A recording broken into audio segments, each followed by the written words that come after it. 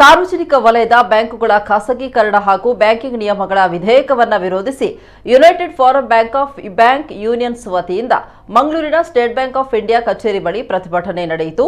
ಪ್ರತಿಭಟನೆಯನ್ನು ಉದ್ದೇಶಿಸಿ ದಕ್ಷಿಣ ಕನ್ನಡ ಜಿಲ್ಲಾ ಬ್ಯಾಂಕ್ ಯೂನಿಯನ್ ಸಂಚಾಲಕ ವಿನ್ಸೆಂಟ್ ಡಿಸೋಜಾ ಆಕ್ರೋಶ ವ್ಯಕ್ತಪಡಿಸಿ ಮಾತನಾಡಿದರು.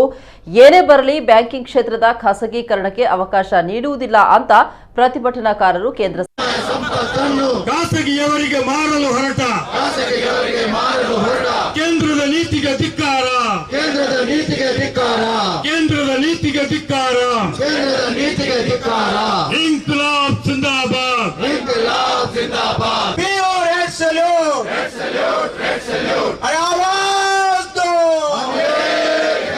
Anti-people banking sector reforms we oppose. We oppose, we oppose. Anti-people banking sector reforms we oppose. We oppose, we oppose. Draconian banking sector reforms withdraw.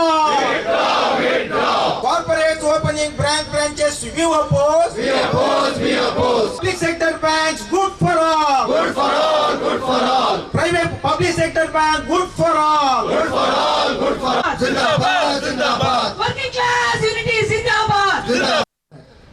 Airports ಆಗಲಿ, roadways ಆಗಲಿ, railways ಆಗಲಿ, ದೂರಸಂಪರ್ಕ ಏನೆಲ್ಲ ಎಲ್ಲ ಕ್ಷೇತ್ರದ ನಮ್ಮ ಸ್ವತ್ತುಗಳನ್ನು ಖಾಸಗಿ ವಲಯಕ್ಕೆ ಕೊಡ್ತಾ ಇದ್ದಾರೆ.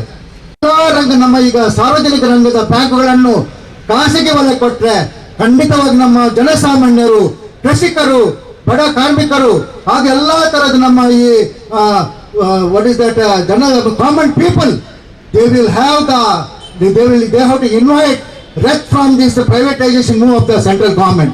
So ಖಂಡಿತವಾಗಿ ಕಾಂಗ್ರೆಸ್ ಈ ಪಾಲಿಸಿ ಅದೇನೋ ಒಂದು ಡಿಮಾನಿಟೈಸೇಷನ್ ಪಾಲಿಸಿ, ಪ್ರೈವೇಟೈಸೇಷನ್ ಪಾಲಿಸಿ ನಾವು ಖಂಡಿತವಾಗಿ ವಿರೋಧಿಸ್ತೇವೆ. ಖಾಸಗಿ ವಲಯಕ್ಕೆ ಕೊಟ್ಟರೆ ನಾವು ಖಂಡಿತ ಸುಮ್ಮನೆ ಕೂತ್ಕೊಳ್ಳಿಲ್ಲ. ಇನ್ನು ಸಹ ತೀವ್ರಗೊಳ್ಳುತ್ತದೆ ಅಂತ ನಮಗೆ ಯುಎಪಿ ನಮಗೆ ಒಂದು ಸಂದೇಶ ಬಂದಿದೆ. So Congress within this 2 days strike, don't think that government will come to senses.